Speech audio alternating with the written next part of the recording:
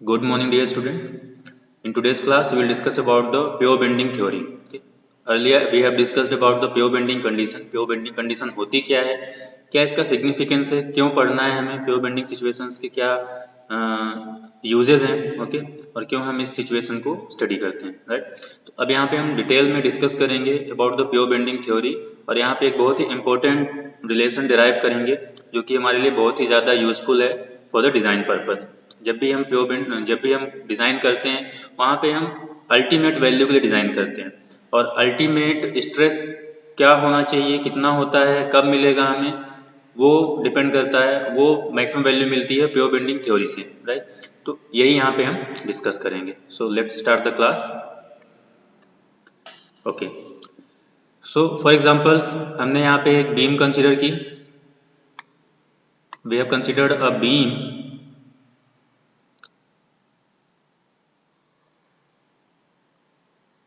Right. अब इस beam में हमने एक छोटा सा पार्ट लिया। एज वी नो कि जब यहाँ पे एक्सटर्नल लोड अप्लाई किया जाता है तो इसमें मूवमेंट और शियर फोर्स, बेंडिंग मोमेंट और शियर फोर्स, दो फिनोमेना आते हैं। अब हर एक सेक्शन पे कुछ ना कुछ मूवमेंट की वैल्यू होगी, वो जीरो भी हो सकती है, कुछ भी हो सकता है, राइट। जब मूवमेंट एक्ट करता है तो उस मूवमेंट की वजह से बीम बेंड करती है। बीम बेंड होती है, बेंडिंग दो तरीके की होगी, या तो सैगिंग नेचर की बेंडिंग होगी या फिर हॉगिंग नेचर की बेंडिंग होगी। सैगिंग बेंडिंग ये पैटर्न, ओके, कनकेव, और हॉगिंग बेंडिंग मीन्स ये पैटर्न कन्वेक्स। जब ये बीम सैगिंग पैटर्न में बेंड होगी इस तरीके से, तो एक सेंट्रल लाइन होगी जिसको हम न्यूट्रल लेयर या न्यूट्रल सरफेस बोलते हैं, जिसमें कोई चेंज नहीं आता है, और उस सरफेस लेयर के ऊपर और नीचे जितनी भी लेयर होती हैं, जो भी सरफेस होती हैं, उनमें डायमेंशन में चेंज होता है, राइट, और डिफॉर्मेशन आता है तो स्ट्रेन प्रोड्यूस होती है। अब अगर सैगिंग मूवमेंट हो रहा है तो इस लेयर के नीचे जितनी भी डायमेंशन है वो इलोंगेट हो रही है, और इस सेंट्रल लेयर या न्यूट्रल लेयर के ऊपर जो भी फाइबर्स हैं वो कॉन्ट्रैक्ट हो रहे हैं। बट अगर बेंडिंग का नेचर हॉगिंग होगा, उस कंडीशन में जो भी न्यूट्रल लेयर के नीचे लेयर आएंगी या फाइबर्स आएंगे वो क्या होंगे, कॉन्ट्रैक्ट होंगे, और जो ऊपर के फाइबर होंगे वो इलोंगेट होंगे। तो डिपेंड करता है बेंडिंग के पैटर्न पे, बेंडिंग किस पैटर्न का है, किस तरह का है, उसके अकॉर्डिंग लेयर जो है इलोंगेट या कॉन्ट्रैक्ट होती है, राइट। तो यहाँ पे जनरल केस जो हम डिस्कस करेंगे वो हम सैगिंग के लिए डिस्कस करेंगे, ओके। अब इस बीम में मूवमेंट अप्लाई हो रहा है, लोड, एक्सटर्नल लोड कुछ भी लगा होगा जिसकी वजह से इसमें मूवमेंट आया, राइट। अब इस मूवमेंट की वजह से ये बीम क्या होगी, बेंड होगी। यहाँ पे हमने एक सेक्शन बीम का कंसिडर कर लिया जिसकी जो लेंथ है वो dx है, okay, that is A B C and D. एक सेंट्रल लेयर है दैट इज EF, इसको बोलते हैं हम न्यूट्रल सरफेस या neutral layer, okay, neutral plane. यहाँ पे हम अलग अलग फाइबर की स्टडी करेंगे। इस लेयर के ऊपर या नीचे जो भी फाइबर हैं उनमें चेंजेस आते हैं। तो हमने क्या किया, इस फाइबर से we have considered a layer at a distance y from neutral layer. Neutral layer से y डिस्टेंस पे हमने एक फाइबर कंसिडर किया है दैट इज GH, ओके। तो न्यूट्रल लेयर पे we have already discuss, neutral layer पे, न्यूट्रल सरफेस पे कुछ भी चेंज नहीं होता है, बट इसके ऊपर या नीचे जो भी फाइबर्स होंगे, लेयर होंगी, उनमें चेंजेस होते हैं। तो इसीलिए इस लेयर के नीचे हम ये लेयर ऊपर भी कंसिडर कर सकते थे। एक लेयर कंसिडर किया है GH जो कि यहाँ से y डिस्टेंस पे है। अब जब ये बीम बेंड करेगी, जब इस बीम में बेंडिंग होगी ड्यू टू द मूवमेंट, तो कुछ इस तरह का इसका पैटर्न होगा आफ्टर बेंडिंग, कर्वेचर फॉर्म में, लाइक दैट। अब सपोज एक कर्वेचर है तो इसका कुछ ना कुछ एक सेंटर पॉइंट होगा। We have assume that O is a centre point, और यहाँ पे इस कर्व्ड फॉर्म की जो बीम है, इसका ये न्यूट्रल लेयर ये that is E and F। अब यहाँ पे नेमिंग हम थोड़ा अलग रखेंगे, E1 F1। पहले ये पॉइंट था AB, अब ये बन गया A1 B1, sorry A1 B1 C1 D1। Okay, यहाँ पे हमने एक न्यूट्रल लेयर कंसिडर की थी। न्यूट्रल लेयर यहाँ से y डिस्टेंस पे थी जो कि GH थी, तो अब ये बन जाएगा G1H1।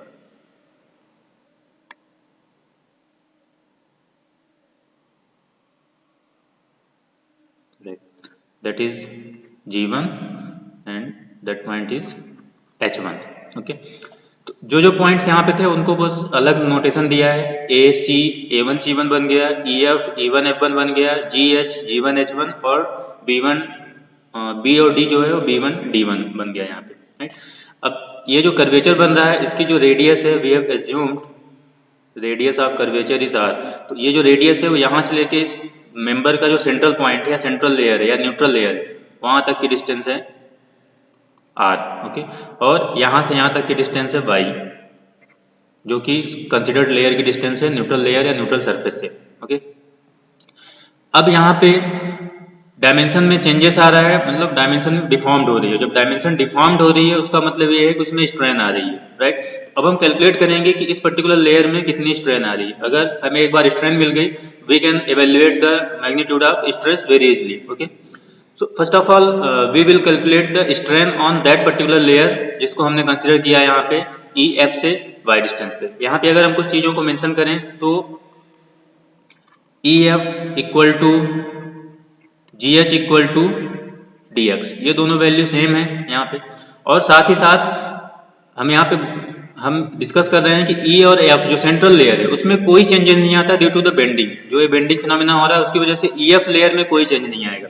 तो EF लेयर जितनी यहाँ पे है उतनी यहाँ पे रहेगी। हाँ, उसके ऊपर और नीचे जितनी भी लेयर बनेगी उनमें चेंज होगा। तो ऑल्सो EF इक्वल टू होगा E1 F1, और जब EF E1 F1 के इक्वल होगा तो EF से इक्वल GH है तो ये भी दोनों इक्वल हो जाएंगे। GH इक्वल होगा E1 F1 के और EF भी E1 F1 के इक्वल होगा, राइट। तो ये कंडीशन हम आगे यूज करेंगे डेरिवेशन में। ओके, तो सिंपल हमने बीम लिया, बीम में लोड लगा, लोड की वजह से बेंडिंग मोमेंट आया, उस बेंडिंग की वजह से बीम कर्वेचर फॉर्म में फॉर्म हुई। हमने एक छोटा सा फ्रैक्शन पार्ट लिया बीम का DX लेंथ का, उस बीम में जो बेंडिंग हो रही है वो हमने यहाँ पे शो किया हुआ है, राइट। अब देखते हैं कि इस पर्टिकुलर लेयर में कितनी स्ट्रेन आ रही है। तो स्ट्रेन होता है change in length by original length. तो फाइनल लेंथ पता है, इनिशियल लेंथ पता है, तो चेंज मिल जाएगा हमें, और ओरिजिनल लेंथ ऑलरेडी पता है। सो यहाँ से we can get as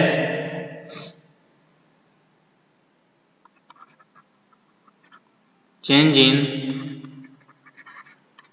length of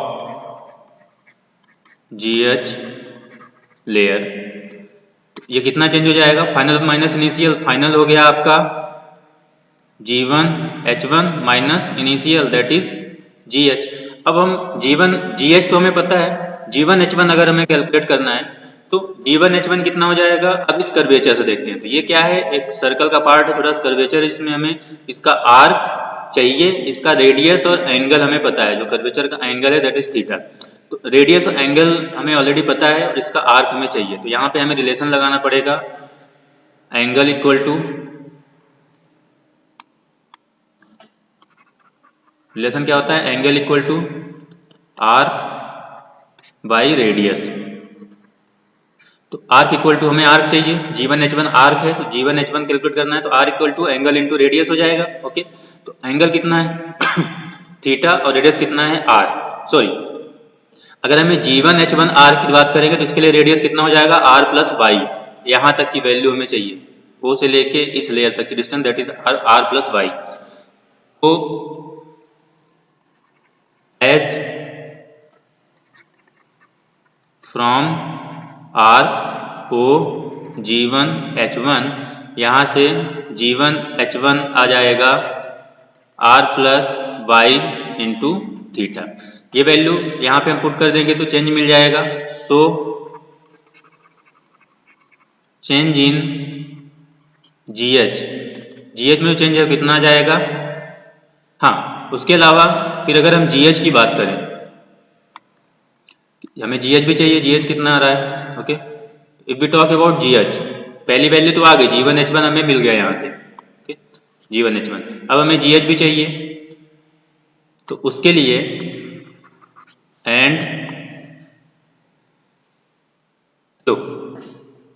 GH हमें चाहिए। अब GH इस डायग्राम से DX होगा, DX का कोई सिग्निफिकेंस नहीं है, यहाँ पे हमारे किसी काम का नहीं है। हमें इस फिगर से जो पैरामीटर दिए हैं यहाँ से GH की वैल्यू चाहिए। तो GH इक्वल है EF के और EF इक्वल है E1 F1 के। तो E1 F1 हमें यहाँ से कहाँ से मिलेगा, जो कर्वेचर आपका बन रहा है O E1 F1, इस कर्वेचर से हमें E1 F1 मिलेगा और E1 F1 इक्वल टू है GH के, तो डायरेक्टली E1 F1 GH के इक्वल होगा। तो अगर हम कर्वेचर O E1 F1 में E1 F1 R की बात करें तो R equal to angle into radius, मतलब एंगल यहाँ पे थीटा है और रेडियस यहाँ पे R हो जाएगी न्यूट्रल लेयर के लिए। तो from arc O E1 F1 यहाँ से we can get GH equal to R into theta.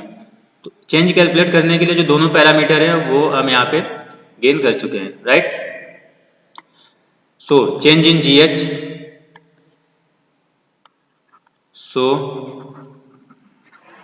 Change in GH equal to हो जाएगा G1 H1 means R plus Y into theta minus initial GH आया है R theta. Bifurcate इसको break कर लें तो R theta plus Y theta minus R theta cancel, जो change है वो हो जाएगा Y इंटू थीटा। तो अगर चेंज हमें पता है, ओरिजिनल वैल्यू हमें पता है, तो we can get the strain. Okay, so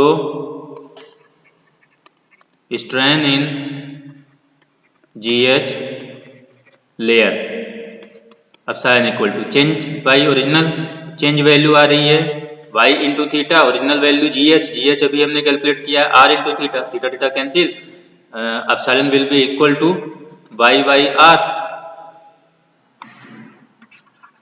right. Okay, और अगेन हम एप्सिलॉन के लिए एक दूसरा टर्म यूज कर सकते हैं अगर हमें स्ट्रेस और E की वैल्यू पता हो। Okay, and strain epsilon will be equal to, strain equal to होता है सिग्मा बाई E। तो दोनों जो इक्वेशन है A और B दोनों सेम ही लेयर की स्ट्रेन बता रही है, मतलब दोनों की वैल्यू सेम होगी। सो एप्सिलॉन जो है वो इक्वल हो जाएगा सिग्मा बाई E के, और ये वैल्यू आ रही है y बाई R।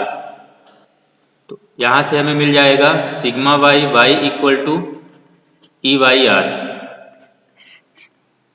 ये अभी इस बेंडिंग थ्योरी का, बेंडिंग इक्वेशन का फर्स्ट पार्ट हमने डिराइव किया है कि स्ट्रेस कितनी आएगी उस पर्टिकुलर लेयर में। तो यहाँ से अगर हम देखें, जो स्ट्रेस है वो डायरेक्टली प्रोपोर्शनल हो रही है किससे, y के, E by R into Y.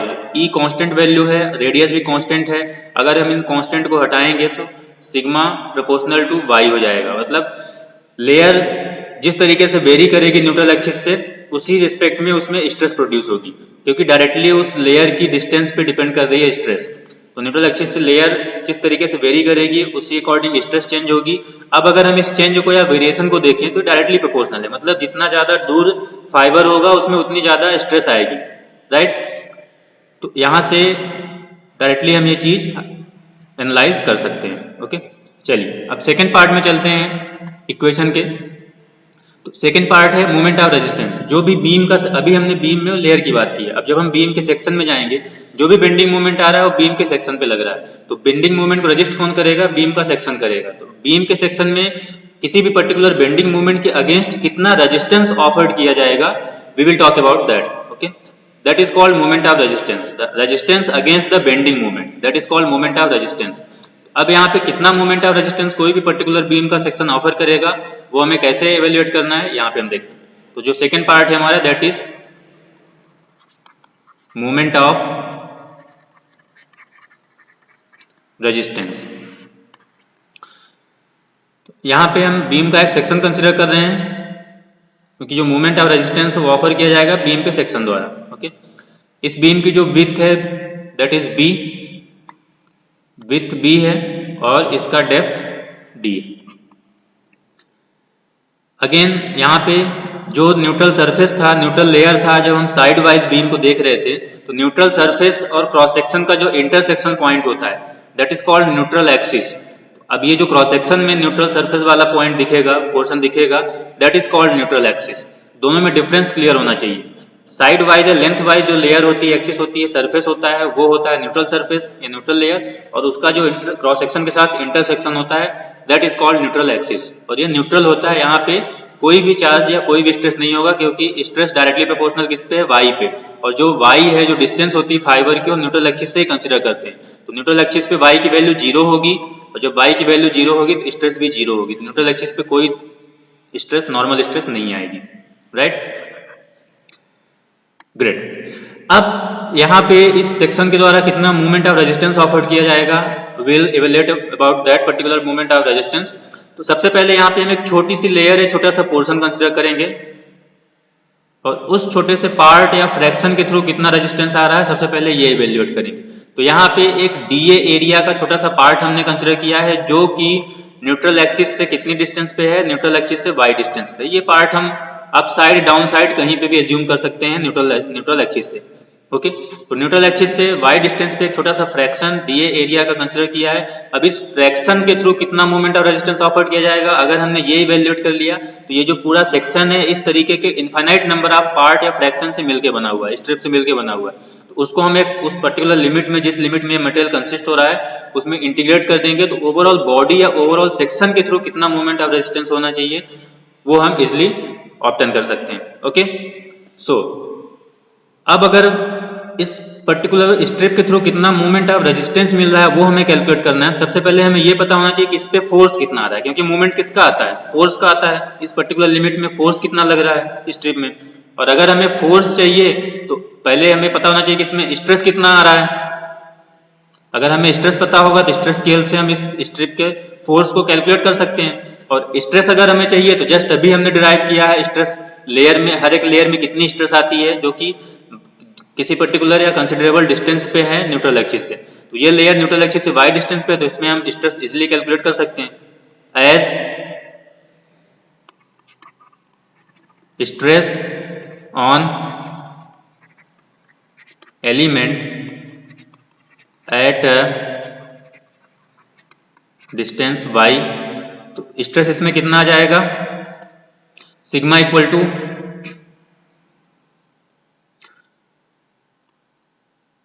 E Y R into Y. अभी हमने डिराइव किया है sigma equal to E Y R into Y, यहां से डायरेक्टली हम वैल्यू पुट कर सकते हैं। अब इस सेक्शन में लोड कितना लग रहा है, तो अगर हमें स्ट्रेस पता है कि स्ट्रेस कितना आ रहा है तो स्ट्रेस इंटू एरिया करेंगे, लोड मिल जाएगा। क्यों, क्योंकि स्ट्रेस इक्वल टू होता है लोड बाई एरिया। अगर हमें लोड चाहिए तो स्ट्रेस में एरिया से मल्टीप्लाई कर देंगे, we can get load. So load on strip या फिर एलिमेंट, इस पे जो लोड आएगा वो फ्रैक्शनल लोड होगा उस पर्टिकुलर स्ट्रिप पे कितना आ रहा है, दैट इज डीएफ।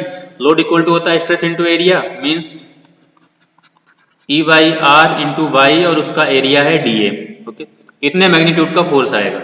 फोर्स मिल गया तो we can evaluate the movement about the neutral axis. कितना मूवमेंट देगा, वही मूवमेंट ऑफ रेजिस्टेंस होगा। सो मूवमेंट ऑफ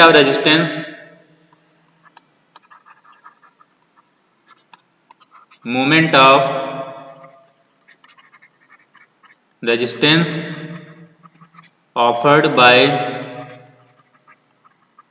एलिमेंट डीए, जो डीए एरिया का एलिमेंट है उसके थ्रू कितना मूवमेंट ऑफ रेजिस्टेंस ऑफर्ड किया जा रहा है, that is DM. DM equal to हो जाएगा लोड इंटू डिस्टेंस। उस पे जितना लोड आ रहा है उस पे पर्टिकुलर स्ट्रिप पे, और उसकी जो भी डिस्टेंस है दैट इज वाई। डीएफ की वैल्यू आई है E Y R into Y into D A, और ऑलरेडी वाई यहाँ पे है, तो जो डीएम है वो मिल जाएगा हमें E Y R into Y square D A. Okay, तो ये छोटे से पार्ट के थ्रू इतने मैग्नीट्यूड का मूवमेंट ऑफ रेजिस्टेंस ऑफर्ड किया जाएगा, इतना मूवमेंट आएगा अबाउट द न्यूट्रल एक्सिस। अब अगर हमें टोटल क्रॉस सेक्शन के थ्रू कितना मूवमेंट ऑफ रेजिस्टेंस आ रहा है वो चाहिए, तो जितने लिमिट में बॉडी कंसिस्ट कर रही है उस लिमिट में इसको इंटीग्रेट कर दें। Now total movement of resistance offered by section, total moment of resistance को हम mr से, मोमेंट ऑफ रेजिस्टेंस को mr से डिनोट करते हैं जनरली। mr इक्वल टू हो जाएगा इंटीग्रेशन yt टू yc। नीचे टेंसाइल जोन है, ऊपर कंप्रेसिव जोन है, ठीक है ना। सैगिंग मोमेंट में यहाँ पे ये जो मैक्सिमम वैल्यू होगी वो yt टेंसाइल जोन और यहाँ तक yc कंप्रेसिव जोन। इसी लिमिट में ये पूरा क्रॉस सेक्शन कंसिस्ट हो रहा है। ओके, जो लिमिट होगी हमारी वो yt टू yc होगी और dm, जो भी dm आया उसको इंटीग्रेट कर देंगे, that is yt to yc। dm की वैल्यू आई है e by R Y square D A. अब e बाई आर कॉन्स्टेंट है, इसको बाहर रख लेते हैं, तो यहाँ से mr इक्वल टू हो जाएगा e by R Y T to Y C Y square D A. Okay, अब यहाँ पे अगर हम ध्यान से देखें तो ये जो पैरामीटर है एक तरीके से समेशन दिखा रहा है ये term Y square D A. Y into D A means एक बार हमने एरिया का मूवमेंट लिया, फिर अगेन वाई डिस्टेंस से मल्टीप्लाई किया, मतलब डबल मूवमेंट ऑफ एरिया है। और जो डबल मूवमेंट ऑफ एरिया होता है that is called movement of inertia. यहाँ पे जो ये वैल्यू है Y T to Y C Y square D A, ये डबल मूवमेंट ऑफ इनर्शिया, तो इसको हम लिख सकते हैं आई, ना, moment of inertia, moment of inertia. हमारी इक्वेशन बन जाएगी mr equal to, so mr equal to e by R into I and m by I equal to e by R. ये हमारा इक्वेशन का या थ्योरी का दूसरा पार्ट है। अब अगर इक्वेशन नंबर 1 और इक्वेशन नंबर 2 को हम देखें तो ये है sigma Y Y equal to E Y R और यहाँ से मिल रहा है M Y I equal to E Y R, मतलब ई वाई आर की वैल्यू दोनों इक्वल है। तो इक्वेशन नंबर 1 और 2 से हम डायरेक्टली पुट कर सकते हैं।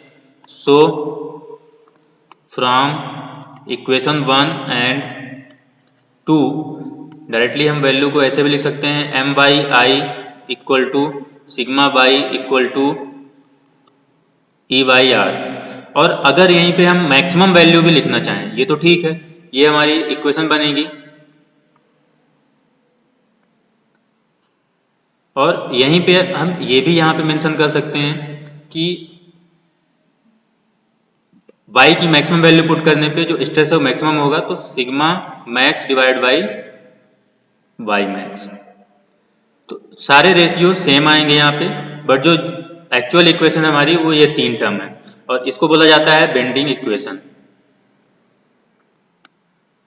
बेंडिंग इक्वेशन तो बहुत ही इंपॉर्टेंट इक्वेशन है। जो भी हम डिजाइन में पार्ट कंपोनेंट के एनालिसिस करते हैं, स्ट्रेस कैलकुलेट करते हैं, वो इसी इक्वेशंस की हेल्प से करते हैं in the case of flexor या बेंडिंग। ओके, तो ये इंपॉर्टेंट इक्वेशन है। इसके हर एक पैरामीटर की अगर हम बात करें तो ये होता है mr मोमेंट ऑफ रेजिस्टेंस जो कि ऑफर किया जाता है अगेंस्ट द बेंडिंग मूवमेंट।